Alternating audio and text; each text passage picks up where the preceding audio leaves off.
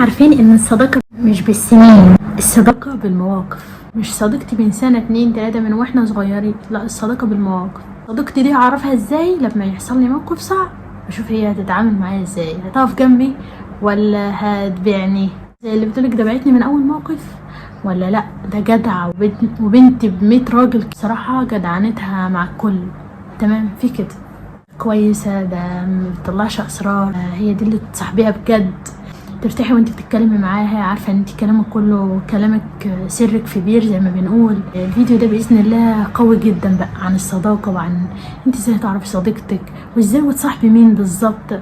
كل ده هنتكلم عنه باذن الله في فيديو النهارده. السلام عليكم ورحمه الله وبركاته، معاكي ايه من قناه جنة الدنيا مع ايه. اول مره تشوفيني اشتراك وتابعيني. بصي، يعني بعض الثقافات بتقول ان الصداقه 3 انواع الصداقه. اول حاجه صداقه المتعه. يعني ايه؟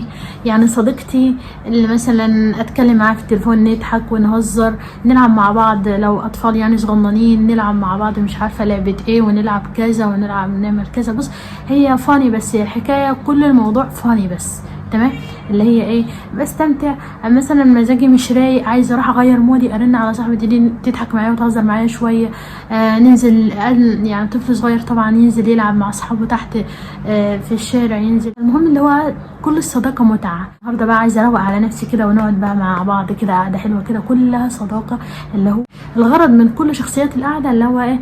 ضحك وهزار وكلام من ده، متعه. بس النوع التاني بقى صداقه المصلحه، اللي هي انا مصاحباها عشان بس في مصلحه بيني وبينها، غير كده ولا اعرفها ولا تعرفها. تمام، بتحصل كتير.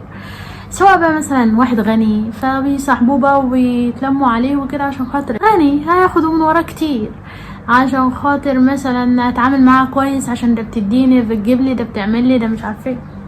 صداقة بس اللي هي مصلحة بس مش اكتر. واحدة موظفة في الشغل مثلا، انا صاحبها بقى عشان ايه؟ لو ليا اي مصلحة هنا في الشغل، واي مصلحة عايزة تتقضي، اي مصلحة حكومية، اي مش عارفه ايه، لا ده دي تظبط لي الدنيا ومش عارفه ايه. يعني ايه صداقة؟ مصلحة بس، يعني الغرض منها ان في مصلحة هتتقضي، مش مثلا حب، مش اللي هو انا بحبها من غير اي حاجه، انا صديقتي وصديقتها كده من غير اي مصالح او حاجه. لا، نوع الصداقه التاني اللي هو صداقه بمصلحة، يعني مفيش مصلحة يبقى ما تعرفش. تالت نوع يا جميلة صداقة المبادئ. يعني ايه صداقة المبادئ بقى؟ يعني ايه؟ يعني اللي هي مشتركين مع بعض في قيم واحدة، مبادئ واحدة، صفات واحدة. اللي هو ايه؟ تحسي معاها فعلا، هي دي اقوى انواع الصداقة اصلا. تحسي معاها فعلا ان انتي بتكلمي اختك، بتكلمي نفسك، حتى شوف اقرب حد ليكي نفسك، تتكلم مع نفسك، لا تطلع سري بره، لا في بيني وبينها مصالح، اللي هي بس حب في الله كده، انا بحبها من غير اي مصالح، انا بحبها كده في الله.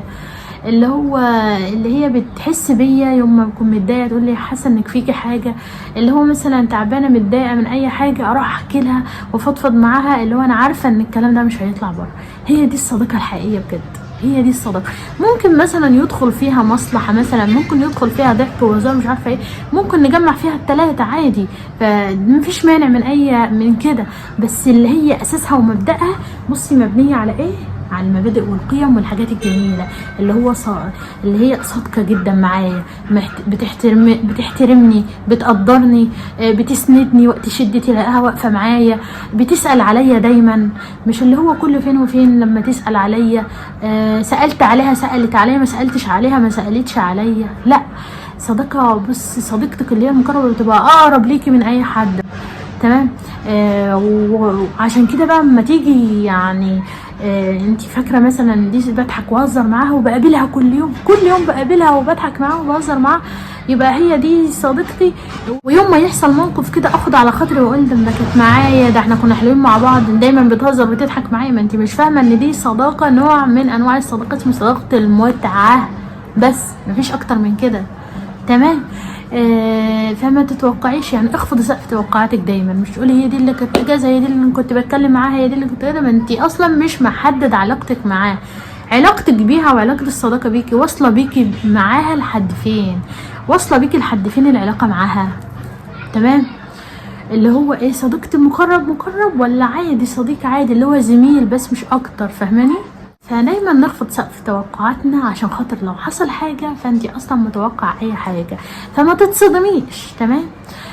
تفضلي ترفعي سقف توقعاتك، ترفعي ترفعي ترفعي لحد ما يقع كله على دماغك، لحد ما يقع على دماغك يكسر لك دماغك. اخفضي سقف توقعاتك للجميع يا جميلة.